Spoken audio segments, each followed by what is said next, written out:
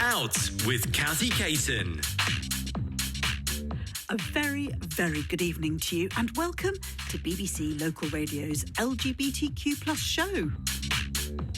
My name's Kathy Caton. It's great to be back in the hot seat once more and thank you so much for joining me.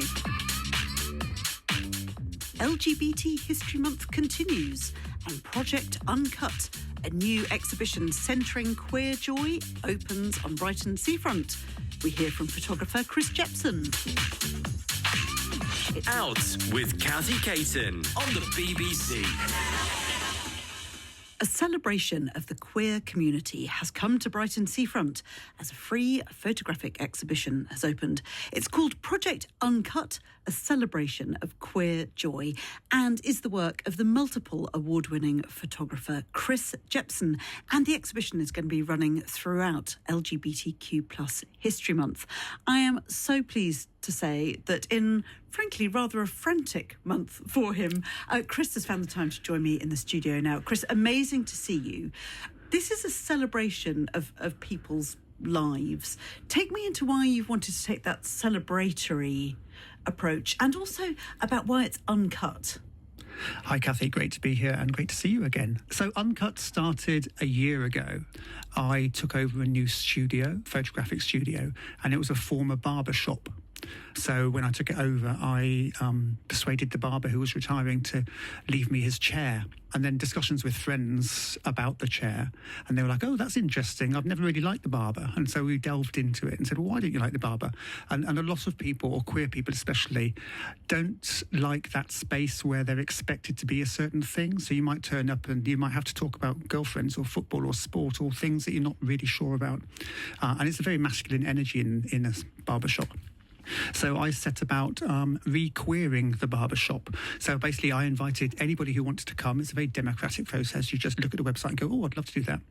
And you come and share your queer joy with me in a barber's chair, on a barber's chair, around, under, next to, whatever you like. As long as it's somewhere in frame, you can do what you like and show your queer joy. So that's how it started a year ago. And 55 photo shoots later, it's now an exhibition. Oh, and how does it feel to be having the exhibition really centred in Brighton and so visible? Tell me about where it is and where people can see it and why it's such a big deal. Well, all of my projects I do, and I've done several, as you know, I try to do them in really public spaces and also in non-LGBTQ spaces so that anyone can access them without thinking, oh, I might get seen or I might be outed.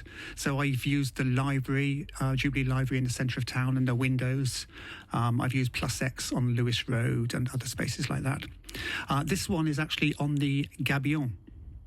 And if you don't know what a gabion is, it's a French... And I do not. It's a French... But I like you saying it. Say it again. Gabion.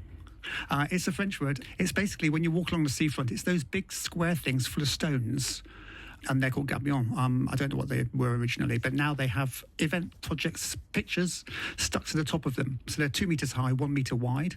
So they have 4 faces. And there's 9 of them next to the I-360 on that little flat space between the upside down house and the I-360, and that's where we have. It's called the Seafront Gallery, and it's actually owned and run by Brighton Hove City Council. So it's their space. So I approached them and said, I'd love your space for LGBT History Month. And they're always very supportive. They're great allies. We arranged to have the space and I chose 36 of the 50 plus portraits, got them printed at 1 meter square. So they're almost life-size depending on the crop of the person, and screwed them up. So the reason it's called Uncut, I forgot to answer that, but it's a barber shop, so obviously you go for a haircut, but these are uncut. So it's actually, there's no editing, no retouching. It's just us queer people as we are, warts and all on some people. So we're not beautified, we're not made more palatable for the public. And can people still be involved? I know the physical exhibition is happening now, but in terms of your collecting and recording of queer lives, still space? Yeah, I mean, there's always space. I've still got a chair and I've still got a studio, so you can always pop along and sit in it or stand on it. As you said, the exhibition, and there's actually a zine to go with it now. I was going to say, tell me what is in your right hand, so to speak. In my right hand. So the exhibition's only 36 sides because it's 9 gabions. Or 9 gabions. So I had to choose the 36 or 35 plus a text panel that wanted to go in the exhibition.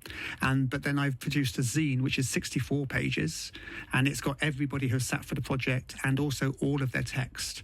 So all of their bios, who they are, what they think about the chair, and what they think about the barbershop experience. So so there is a zine, full colour, 64 pages, with the gorgeous, iconic Wild Blood and Queenie on the cover with their dog. It is a thing of absolute beauty. And it's a celebration of queer identity and joy. So I sell the zines to pay for the projects because there's no money anywhere these days. And how can people get their mitts on the zines? It's all on the website, so uncutportraits.co.uk. Oh, Chris, amazing to talk to you. You're always inspiring, everything you get up to. And I should say, actually, that Project Uncut will be visible to one and all at the Seafront Gallery, so 54 Kings Road in Brighton, running all the way to the 8th of March, so throughout LGBTQ plus History Month and beyond. And now I'm going to ask you that mean question of what next, Chris? I know it's so mean. You've just launched this huge project, but you are a man who likes to spin many a plate. What's the next plate spinning? As my partner does say, you love a project, don't you? Well, this one's been a year in the making, so I do kind of feel it's come to its natural end, although, as you said, I will shoot more people for it. So there is another project formulating in the back of my head, which I'm not going to say out loud yet until it's formulated. And you probably know about Scene magazine that has now come back to print, which is fantastic news. It stopped printing for the whole of the pandemic, but now it's back in print. And I saw my first copy today. Fantastic. And I say my first copy because I'm the editor. So that's one of my other plates that I spin. Amazing stuff. Chris Jepson, always brilliant to talk to you. If you want to check out Chris's work, he's all over the internet in the best way. But you can find out more about this particular project by going to his website at proud-studios.co.uk, so proudstudios.co.uk/uncut. And everything is there. And there are some amazing lives to delve into and stories to discover. Chris, thank you so much for coming in. Thanks for having me, Kathy.